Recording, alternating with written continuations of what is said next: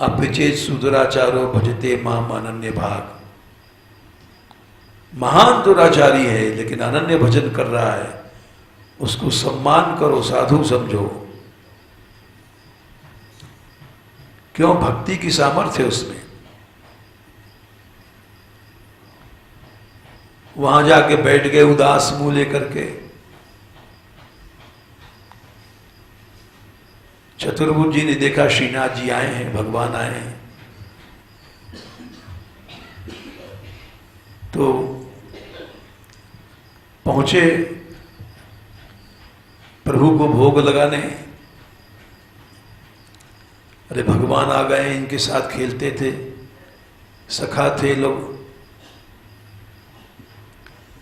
लेकिन वो तो दुख प्रकट करने गए। किसी के यहाँ कोई मरने जाए और तुरंत हलवा पूड़ी खाने लग जाए तो इसको संवेदना नहीं कहते। ऐसा लगता है तुम भोजन ही करने आए थे क्या? कोई किसी के यहाँ मरा है और तुम जाके कहो लाओ भाई हलवा बनाओ, तो वो अच्छा नहीं लगता, ये लगेगा हलवा खाने आया। श्रीनाथ जी ने कहा नहीं, कुछ नहीं खाया। बार बार कहें कि प्रभु भोग लगाओ, नहीं। क्यों? नाराज हो? नहीं, तुम्हारी स्त्री मर गई है, हम तो प्रकट करने आए हैं। अरे वो तो मर गई, मर जान दे प्रभु, तो फांस कटो, स्त्री आफत है।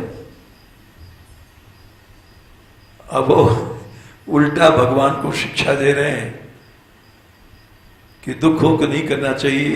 आप भी ने तो गीता में कहा था न तुम शोचितुम अर्हसि, शोक नहीं करना चाहिए। अशोचान्यन शोचस्तुम प्रज्ञावादांश भाषसे गतासून गतासूंश्च नानुशोचन्ति पंडिता। और आप ही अब उदास बैठे हो, बोले नहीं। तो कैसे प्रसन्न होगे? तो श्रीनाथ जी बोले जब तुम्हारे पास स्त्री देख लेंगे सेविका, तब हम प्रसन्न होंगे। तो बोले वो तो मर गई, अब मर के कोई लौटे? लौटेगे तो नहीं, तो हम भी जानते हैं। तुम धरेजो कर लो।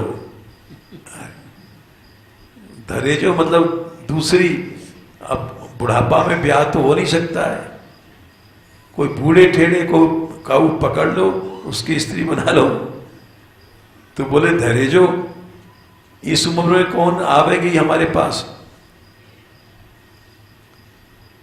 बोले उसकी व्यवस्था हम करेंगे।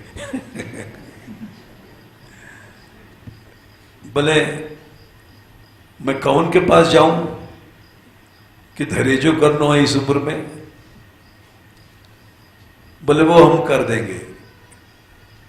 नावगिरी भी भगवान ही करते हैं। एक उनके परिवार में कोई थी, जाने कौन, वो बड़ी भक्त थी और वो काम भाव से नहीं, चतुर्भुज स्वामी जी की भक्ति पे, इनकी सेवा पे ऐसी रीझी थी कि मन में चाहती थी कि अगर पति मिले तो ऐसा मिले। तो मन ही मन सोचती रहती थी, कह सकती नहीं थी क्योंकि इनके पास स्त्री थी। श्रीनाथ जी गए, उससे बोले अरे चल। कहाँ? वहीं जो तू सोच रही चतुर्भुज स्वामी के पास, तेरो धरेजो करा दूं। बोले वो क्यों करेंगे, वो तो बड़े भक्त हैं। बोले वो सब मैं करूंगा, तू चल।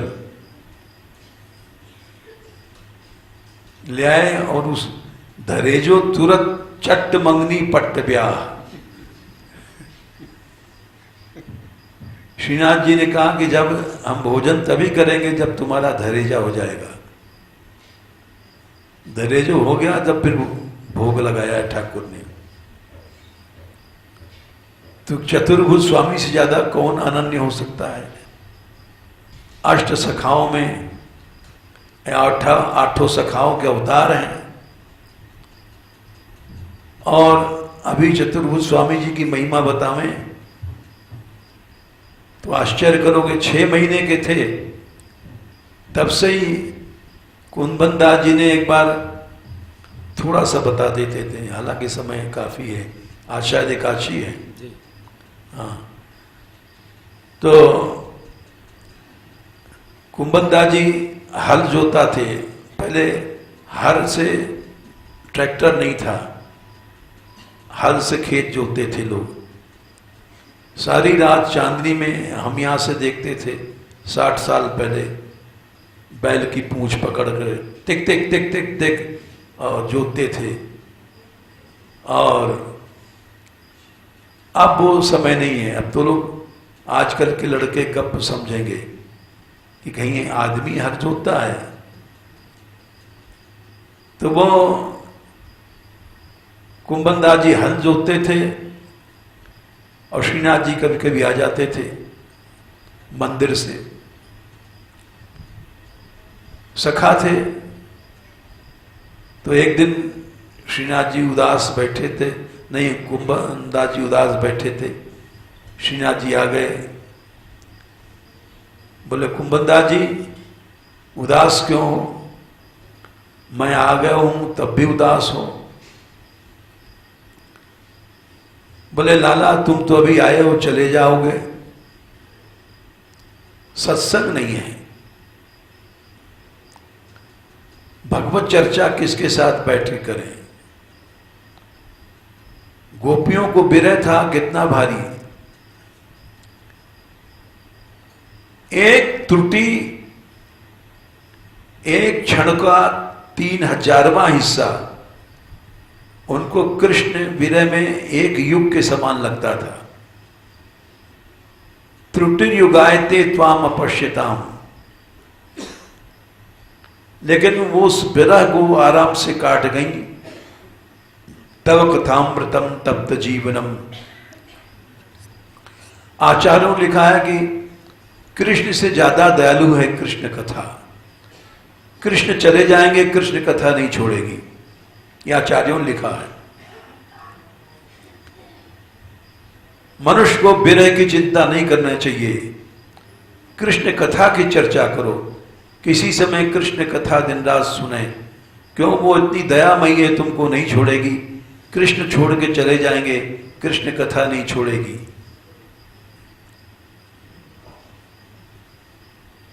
तो कुंदन दास जी बोले कृष्ण कथा कहने वाला कोई नहीं है। बोले ठीक है, जाओ, तुम्हारे एक पुत्र होगा। बोले वो तो कब होगा और कब पैदा होगा, बड़ा होगा, हमें तो आपके बिना एक पल पल भारी पड़ रहा है। बोले आज ही तुम्हारा सब काम हो जाएगा। उस रात संपर्क किया उन्होंने अपने घर जाकर के। उसी रात को चतुर्भुज जी आए घर में, और जब पैदा भये तो पैदा होते मान उन कृष्ण कथा करने लग गए, पालना में लेटे लेटे। और पालना में से जब कोई आता था तो छोटे से बालक चुप हो जाते थे, और नहीं तो कृष्ण लीला कहते थे, सुनते थे। कुंदन दास जी कहते थे तो वो सुनते थे, चतुर्भुज स्वामी कहते थे तो वो सुनते थे।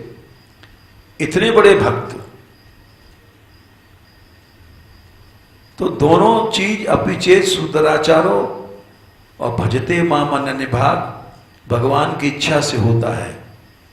अपि संभावनायाम इसीलिए कहा गया है। यदि ऐसी संभावना भी है, कई उदाहरण दिया हमने तुमको, सुग्रीव विभीषण के अलावा और भी अभी नल नील के उदाहरण, भक्तमाल में अनेक भक्त हैं कि भगवान की इच्छा से भक्त में एक सामर्थ्य होती है। भगवान उसके सब दोषों को सह लेते हैं। इसलिए भक्त के दोष को नहीं देखना चाहिए। अपिचे सुधराचारो भजते माम अनन्य भाग, उसको साधु समझ लो। भक्ति के सामर्थ्य है, उसमें अभाव करोगे तो मारे जाओगे। यहां तक कि शौनक जी ने कहा है, जिसने भक्तों की चरण रज अपने सिर पर नहीं लगाई वो मुर्दा है, उसका जीवन बेकार है। और जीवन छवो भागवतांग्रि रेणुम न जातु मर्त्यो भिलभेद यस्तु, उसका मर जाना अच्छा है। जो जीते हुए भगवान के भक्तों के चरण रज सिर पर नहीं लगाया। और सबसे बड़ा भजन भगवान को जीतने का उपाय यही है।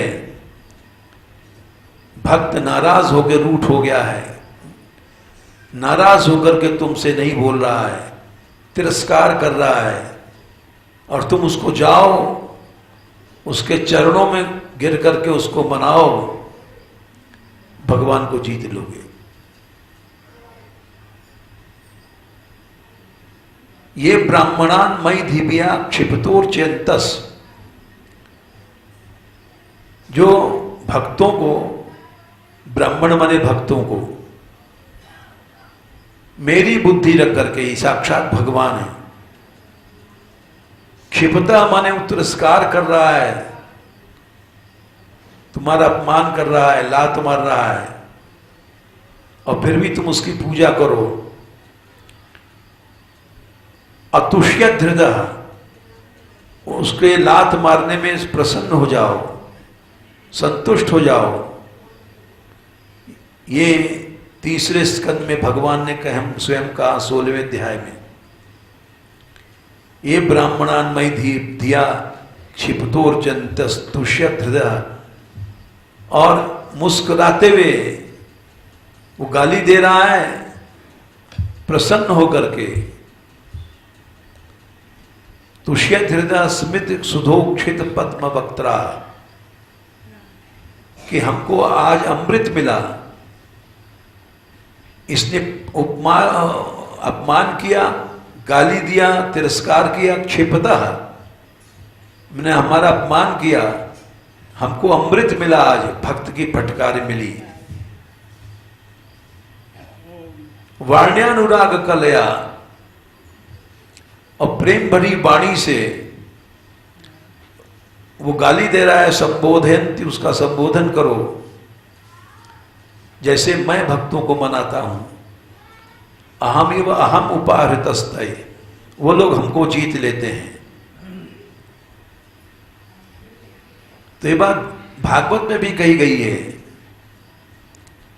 भगवान को जीतना है तो तिरस्कार करते हुए भक्त के अपमान को सुन करके संतुष्ट हो जाओ। अगर आंख नाक भौं सिकोड़ा तो भक्तापराध हो जाएगा। भक्त भगवान से बड़ा होता है। तो इसलिए अपिश्चेत सुदराचारो, आपी के उदाहरण दिए संभावनायाम कि महान दुराचारी है और अनन्य भजन कर रहा है तो उसको संत समझ करके पूजा करो। इसलिए सर्वत्र भगवत दर्शन संभव है। साधुष्यपि च पापेषु समबुद्धिर्विशिष्यते, ये विशेष भक्ति है। भगवान को प्रसन्न करने का विशेष रास्ता है। यदि ऐसा भाव तुम्हारा भक्तों में नहीं है तो भगवान प्रसन्न नहीं होगा। जे अपराध भक्त कर करही, राम रोष पावक तेज रही। भगवान की क्रोधाग्नि से जल जाओगे। प्रसन्न होना तो दूर रहा, क्रोधाग्नि में जल जाओगे। जय श्री राधे।